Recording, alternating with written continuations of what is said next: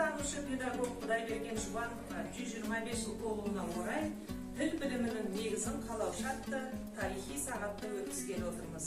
Кез келген ғылым саласының бастауында ғасырлар бойы маңыздылығын жоймайтын, уақыт өткен сайын іздене үңілген сайын келер ұрпақтың ой терең пайымдау, жаңа білім табатын ғұмырлық еңбектер болатыны белгілі.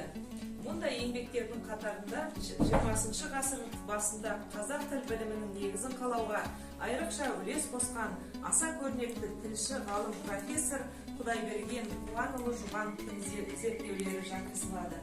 Қазақ тіл білімінің тұңғыш профессоры Құдайберген Жұбанов 1937 жылдың қараша айында нақақтан нақақ халық жауы ретінде тұтқындалып, содан жыл өте 38-ге енді шыққан кезінде ату жазасына кесілген.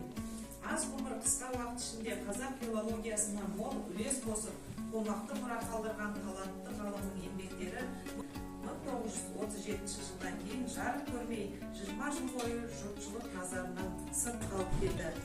Тек 1957 жылы Құдайберген Жұбановтың азаматтық құқығы қалпына келтіріліп, ғалымның қазақ тілі жөніндегі зерттеулерін оқырман қауымға ұсынуға мүмкіндік туды.